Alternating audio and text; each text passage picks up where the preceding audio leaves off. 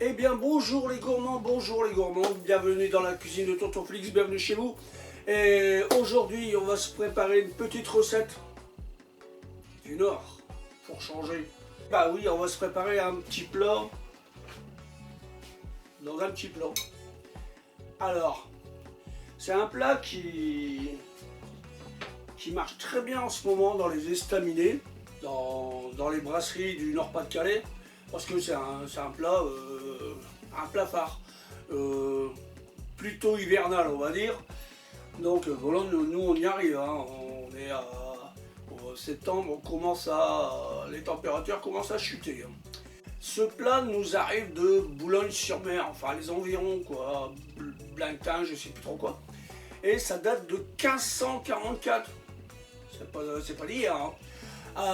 Ouais, donc c'est une garnison galloise, donc du pays de Galles, qui aurait apporté le fromage cheddar, donc le Welsh, en découle, voilà.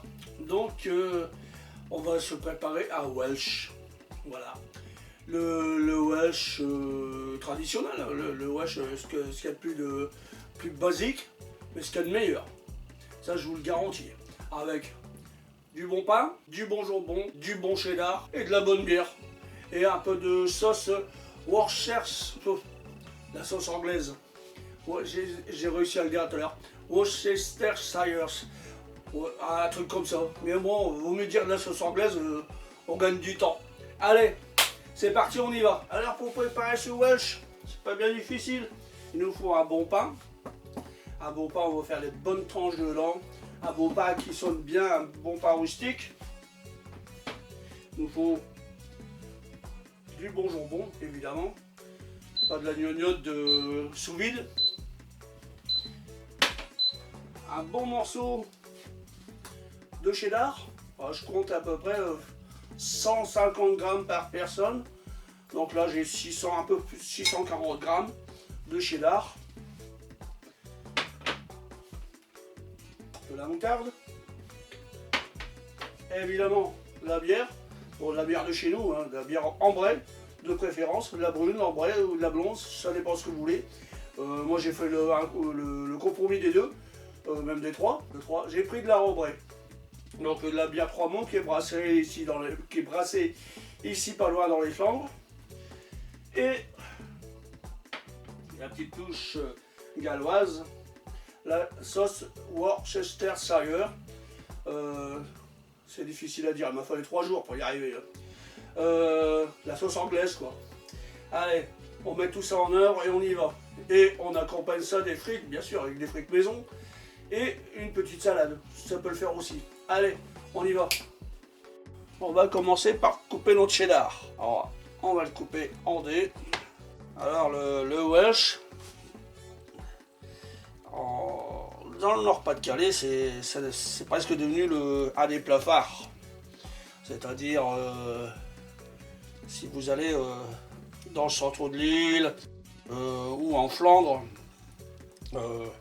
dans les estaminets, c'est un plat que vous allez retrouver à chaque table de restaurant, quoi. C'est quasiment sûr qu'on vous propose du Welsh. Hein. Bon, c'est pas un plat vraiment diététique, hein, loin de là. Dans le Nord, on a un climat qui se prête bien à ce genre de plat. Mais 640 grammes et des brouettes de cheddar, je les ai coupés en petits dés. On va les faire fondre ensuite avec un petit peu de bière. Voilà. Donc, en parallèle, je vais essayer de vous faire voir ça. J'ai fait mes blancs de frites. Voilà, mes frites sont prêtes pour la deuxième cuisson. Allez, à tout de suite. Pour la suite, nous allons couper des belles tranches de pain. Alors, c'est du pain rustique. Il ne faut pas prendre un pain... faut un pain qui est bien de la mi bien serré. Parce que sinon, vous n'allez pas le retrouver. Donc, on va se couper des belles tranches.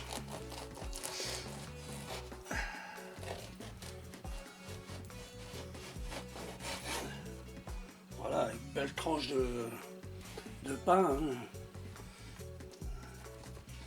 On va s'en couper à 4, on est à 4. Alors j'ai déjà en faire 4 ou 5, je sais pas, par rapport à mes plats. Et on se reprend après pour le dressage et puis pour la cuisson du Welsh.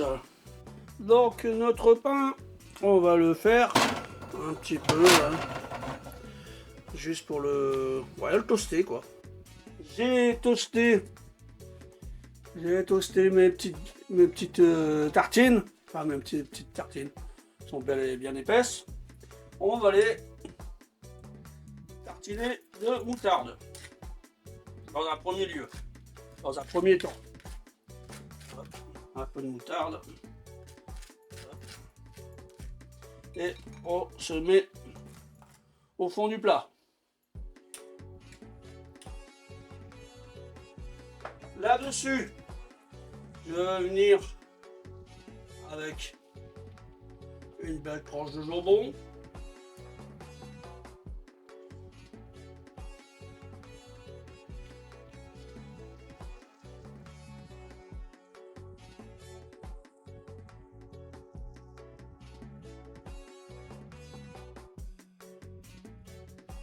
Ça dépasse de partout.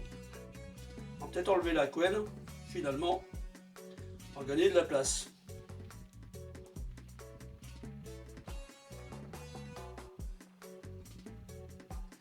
Alors c'est du jambon du Nord. Là, ma base est faite. Je vais répéter 4 fois l'opération.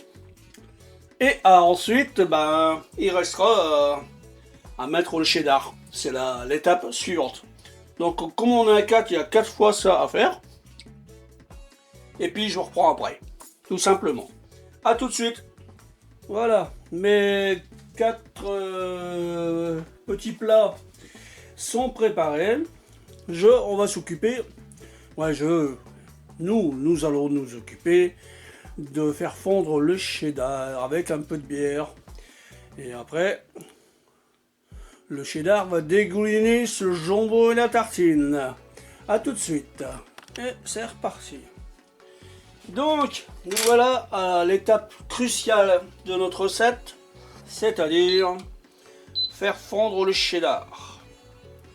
Donc, on va mettre un peu de bière.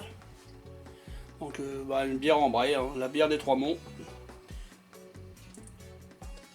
Une petite rasade.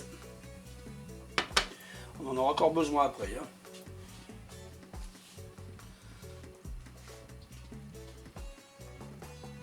Là-dessus, on va mettre un peu de tabasco pour donner du goût. 1, 2, 3, 4. On est à 4. La fameuse sauce Worcestershire, la sauce anglaise. Là, pareil. 1, 2, 3, 4.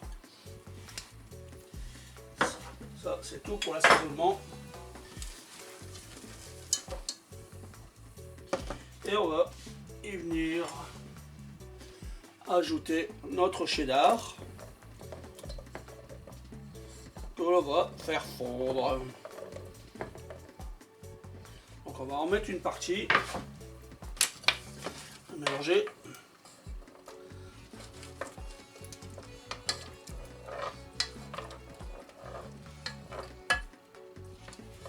Vous voyez, ça colore déjà. Hein. Faut que ça reste une masse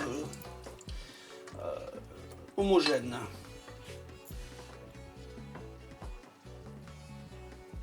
Donc je vais faire fondre mes 650 grammes, il y avait 648 grammes de cheddar.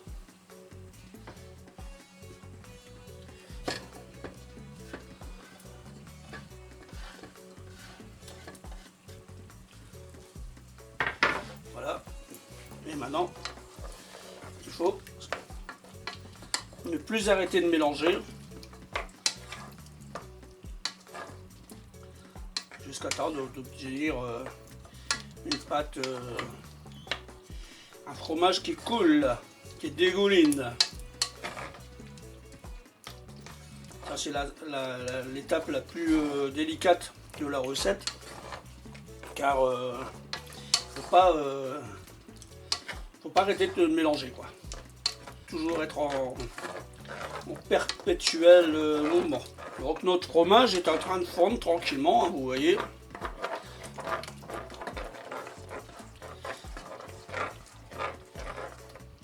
Et ensuite on va le verser sur nos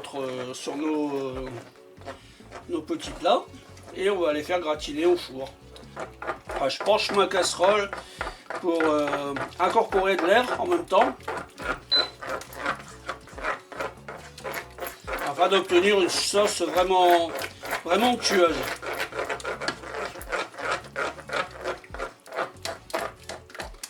Vous voyez, ça commence à devenir bon, hein.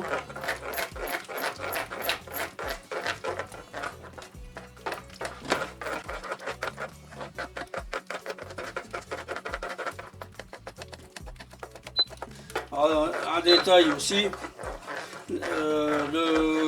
quand vous faites fondre votre fromage, votre cheddar, surtout dans une casserole anti-adhérente, parce que sinon c'est le massacre. Si ça colle, ça va être un véritable massacre.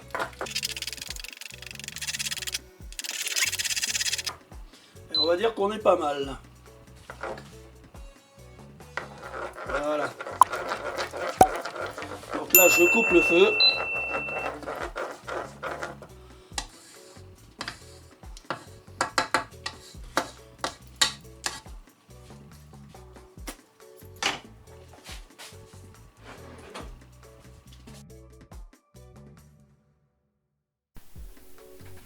Et c'est à ce moment-là que j'ai oublié qu'il fallait que je fasse le commentaire.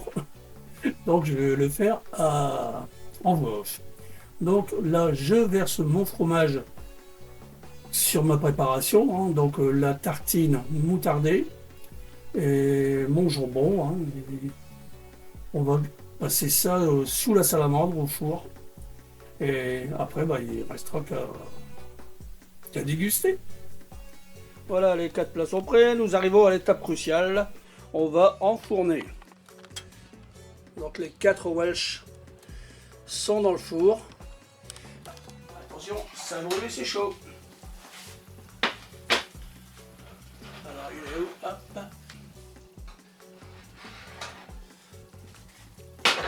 Et le 2.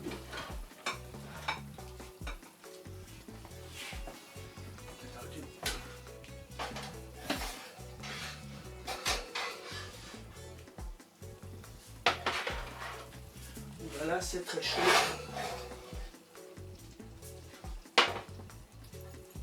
Voilà.